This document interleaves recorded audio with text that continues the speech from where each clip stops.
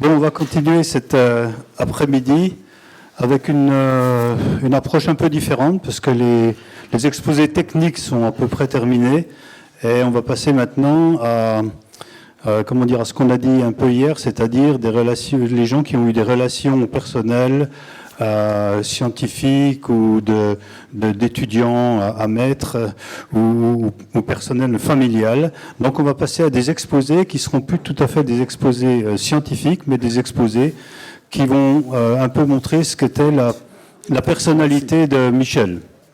Voilà, alors en principe c'est Claude Freuchelet qui devrait parler. Ah oui, Claude. Bon, d'abord, je voudrais remercier les organisateurs de ces 2 jours qui nous ont permis de vivre un peu avec Michel.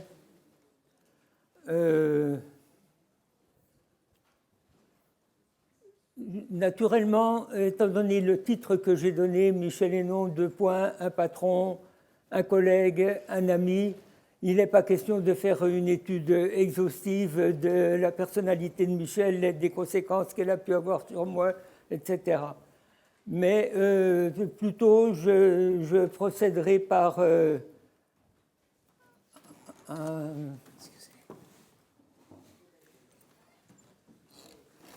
petites touches, par des petites histoires qui ont eu lieu pendant les différentes phases dont je parlais.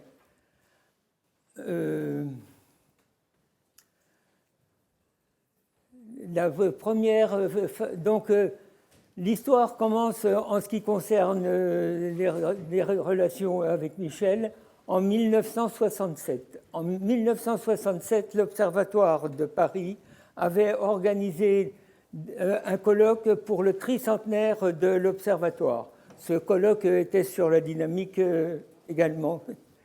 Et Michel était là, j'ai réussi à parler avec lui et j'ai même réussi à ce qu'il m'accepte en thèse. Pour moi, c'était quelque chose d'inespéré. En effet, j'avais un poste permanent à l'époque à l'université de Besançon. Et à cette époque, on pouvait avoir un poste permanent d'assistant, donc censé faire de la recherche, sans avoir jamais fait un poil de recherche. Donc ça faisait 4 ans que ça durait et j'en avais marre. Et j'étais sur le point d'abandonner quand Michel m'a accepté. C'est pourquoi je considère cette acceptation par Michel comme un des événements les plus importants de ma vie, avec mon mariage, bien sûr.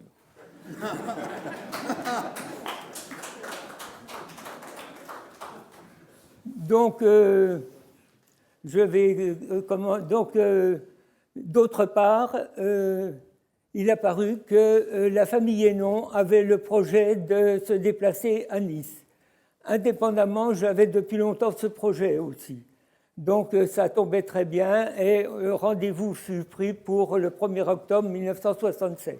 En effet, la famille Hénon devait passer 1 an aux États-Unis. 1 an pendant lequel j'ai travaillé par correspondance avec Michel. Le premier papier que j'ai fait sur un petit travail qu'il m'avait donné à faire donc, pendant qu'il était aux États-Unis, j'ai rédigé les notes au compte-rendu des résultats que j'avais trouvés. C'était des notes au compte-rendu, hein. Donc il n'y avait pas énormément de pages. Et j'ai envoyé le tout à Michel, qui très rapidement, au bout de quelques semaines, m'a renvoyé une lettre dans laquelle il me donnait d'autres suggestions, comment se poser différentes questions. Et à un moment donné, il y a un paragraphe qui est « Songez que de tels articles resteront pendant des années dans les bibliothèques à la disposition des chercheurs. Donc que c'est très important qu'ils soient très bien rédigés. » Bien la phrase après, « Votre rédaction me semble avoir été extrêmement hâtive et il vaut mieux la refaire. » Il avait raison. Une autre petite histoire qui a lieu, qui est aussi une histoire de publication, ça a lieu 1 ou 2 ans après. J'avais fait un article assez gros d'ailleurs sur le problème restreint que j'avais envoyé à Astronomie et Astrophysique. Cet article avait été accepté, mais en corrigeant les épreuves, je me suis aperçu qu'il y avait une faute. J'ai écrit à l'éditeur. L'éditeur m'a renvoyé une lettre assez blessante dans laquelle il mettait en doute mes capacités à faire de la recherche, que c'était scandaleux et blablabla. J'ai été montrer cette lettre à Michel, qui ne m'a rien dit, qui a pris la lettre, qui m'a dit « je vais voir ». Puis, quelques jours plus tard, Michel est venu me voir et a dit « voilà la lettre que j'ai l'intention d'envoyer à l'éditeur d'AEA ». Ah bon. Et Michel dit qu'il a fait quelques recherches dans des journaux scientifiques et que beaucoup ont des errata dus à des fautes qui ont été mises à jour après. Et il termine sa lettre en disant « D'ailleurs, je considère qu'au lieu d'être agressif envers Claude Frochelet, tu devrais plutôt le féliciter pour son honnêteté intellectuelle. » Merci Michel. À cette époque aussi, j'ai découvert les relations de Michel et donc de ce qui devait devenir mes relations avec le milieu scientifique autour qui était bien différent de celui de Besançon que je connaissais. Et j'ai appris ici, avec satisfaction, que les statuts de l'Observatoire de Nice que Michel a rédigé, enfin a été à la tête d'une commission et a rédigé sur la demande du directeur Jean-Claude Pecker. Ces statuts, on a été à Nice les premiers à les terminer, et que quelque temps après, le ministère a envoyé des statuts types, ce qui fait que moi j'ai cru que le travail avait été complètement perdu. Mais non, Jacques nous a appris que lui, en tant que directeur, s'en était servi. Effectivement, c'était sans doute un excellent règlement intérieur. Une autre petite histoire, en ce qui concerne Michel et la communauté dans laquelle il vivait. À cette époque, nous étions à la recherche d'un directeur. N'oubliez pas, mai 68 était passé par là. Et ça ne se bousculait pas tellement au portillon, comme on dit. Donc, le conseil d'établissement a été convoqué. J'étais là, je ne me rappelle plus à quel titre. Michel était là, et des pontes parisiens ont débarqué pour nous dire quel était le bon choix pour l'observatoire de la Côte d'Azur. La réunion commence, quelques petites escarmouches à fleuret-moucheté, et puis à un moment donné, le directeur d'AEA, qui était là d'ailleurs, dit « Michel, il n'y a pas de problème, c'est toi qui dois être candidat. » Non. Non, pourquoi ? Parce qu'on ne peut pas m'obliger à faire quelque chose que je n'ai pas envie de faire. La messe était dite. Et donc, il y a quelque chose que j'ai oublié, parce que ce n'est pas uniquement la formation par rapport à mes collègues qui est importante. Naturellement, je me suis régalé à cette époque des liens avec Michel qui m'a appris un tas de choses. D'autant plus que les premiers mois de notre arrivée à Nice, j'étais dans le même bureau que Michel. Il paraît que j'étais inépuisable pour mes questions. Michel avait dit à mon épouse Christiane, « il me tue ». Et je dois dire qu'il n'a jamais été désagréable, il a toujours été ouvert à expliquer de nouveau et de nouveau. Donc, je me suis régalé à tous les points de vue. Grâce à lui, je suis tombé dans la marmite. Et donc, j'en suis ressorti en voulant continuer à faire de la recherche. Et cette recherche a duré pendant 40 ans.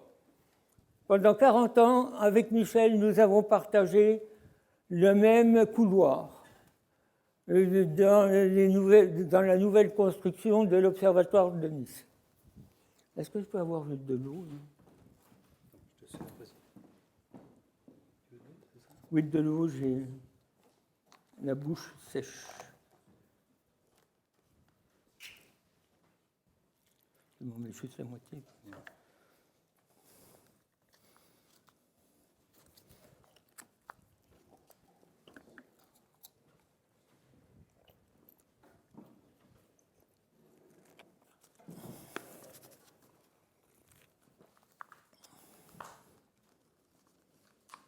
Il faut dire qu'il y avait quand même un obstacle, c'est que Michel était tellement connu, célèbre, que les gens n'imaginaient pas qu'ayant mon bureau à côté du bureau de Michel, c'est pas Michel qui nous dirige à faire de la recherche. Non, quand la thèse était finie, c'était saute dans l'eau et nage. Et finalement, c'était dur. Mais au bout d'un certain temps, on réalisait qu'il avait raison. Donc, naturellement, on discutait souvent. Naturellement, j'ai vu les premiers résultats. À cette époque, on avait quand même un traceur de courbes, Mark Benson, donc on n'était plus obligé de faire pendant la nuit la construction de courbes. Et donc, avec ces outils qu'on n'avait pas eu pour longtemps, Michel, quand il a fait son fameux mapping dont nous a parlé Pombo, a sorti des orbites, etc., et a sorti son attracteur étrange. J'étais aux premières loges pour le voir. C'était bien. Et je crois que personne n'a parlé des gaz sur réseau du TODA. Lattice, comme on dit Lattice en français? Non, c'est pas gaz sur réseau, du réseau de TODA. Oui, du réseau de TODA. Effectivement, personne n'en a parlé. Alors, le réseau de TODA, il y a un scientifique américain qui s'appelle Joe Ford, qui avait calculé un très grand nombre d'orbites et calculé leur caractère par exposant Lyapunov ou divergence d'orbites proches. Et donc, à chaque fois, il avait trouvé que l'orbite était régulière et le système avait été fortement soupçonné d'être intégrable. Il a mis les résultats sous le coude et il a cherché pendant 1 an les intégrales premières. Il ne les a pas trouvées. Il a envoyé les résultats numériques à Michel, qui en 1 ou 2 semaines, je ne me rappelle pas, mais très vite, a sorti les intégrales premières, sans qu'il y ait besoin de théories mathématiques extrêmement élaborées et tout. De nouveau, c'était la simplicité et le génie.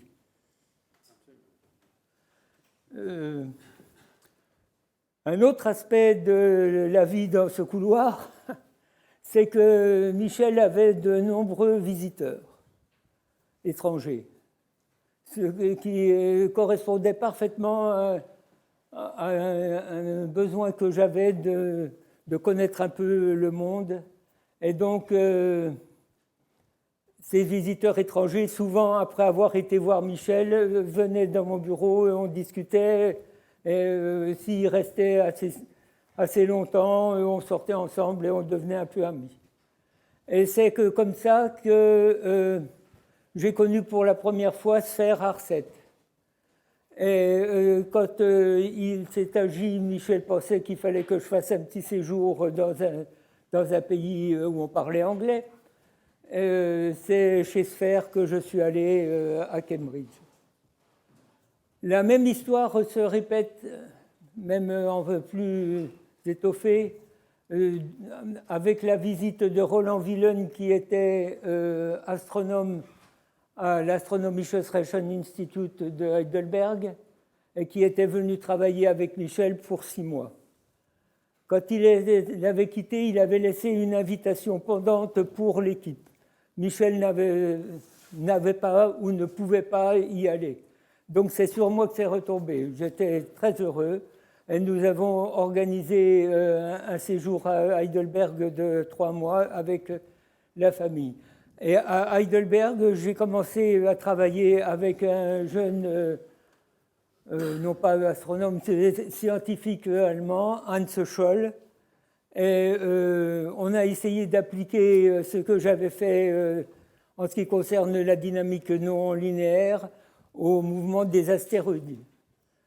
J'étais quand même payé en tant qu'astronome, donc je devais m'intéresser un peu aux objets réels, disons.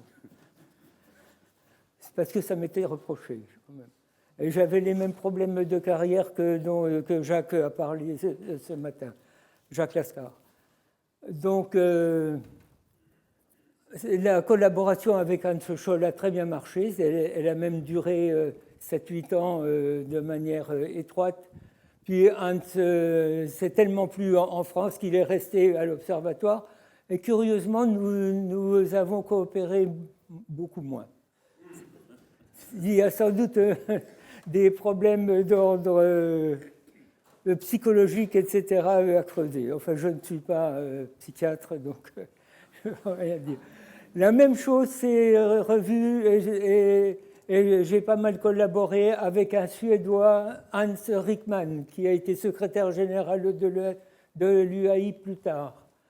Lui aussi, d'ailleurs, la collaboration continue avec lui, mais c'est Christian qui collabore avec lui. Et puis, la masse des Italiens, qui venaient de Milan, de Pise, de Rome, sur les familles d'astéroïdes, sur les systèmes dynamiques, Nice est tout près de l'Italie, vous savez. Et donc, c'était un peu notre école normale, pardon pour les normaliens, mais le système éducatif italien que j'ai pas mal découvert avec eux, d'une certaine manière, c'est le système éducatif français il y a 40 ans, et il est dur, mais ceux qui survivent sont bons. Hein. Donc, c'est comme ça que ça s'est passé. Le dernier visiteur dont je veux parler, c'était pas un visiteur, c'était un étudiant aussi. C'est un Chinois qui avait connu les affres de la révolution culturelle, Sun Yishui, qu'un certain nombre d'entre vous connaissent. Et donc, nous rentrions des États-Unis quand j'ai trouvé sur mon bureau une lettre d'un certain Sun Yishui qui demandait à travailler avec moi. Bon, j'essaye de prendre contact avec lui, mais on me dit mais il est en France. Et il était en fait à Saint-Nazaire, où paraît-il il y a un système assez sophistiqué pour apprendre vite le français. Donc il apprenait le français et il attendait mon feu vert pour venir. Je soupçonnais qu'après toutes les années de révolution culturelle, il ne devait pas savoir grand-chose, sinon rien. Mais d'autre part, son histoire, toute proportion gardée, ressemblant quand même un peu à la mienne qui est pédalée dans la choucroute à Besançon, je me sentais moralement obligé de l'accepter. En fait, Yishui a très bien travaillé et il a fait après une brillante carrière en Chine. La dernière fois que je l'ai vu, il était vice-doyen de l'université de Nankin. Donc, Yishui est venu s'installer. On a essayé de le mettre à flot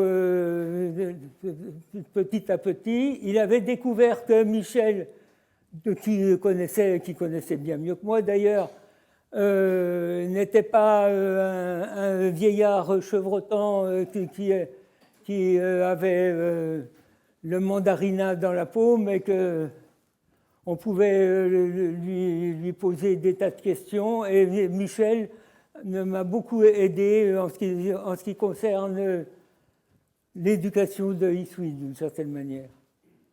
On a aussi résolu des problèmes d'ordre administratif, d'ordre financier, car c'était vraiment la portion plus que congrue qui lui était donnée par l'ambassade de Chine.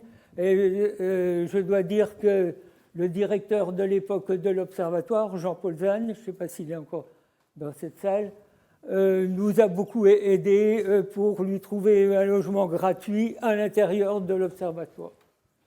D'autre part, nous avons associé pleinement Isui.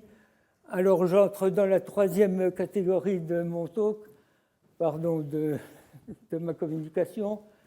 Nous étions découverts, Michel et moi,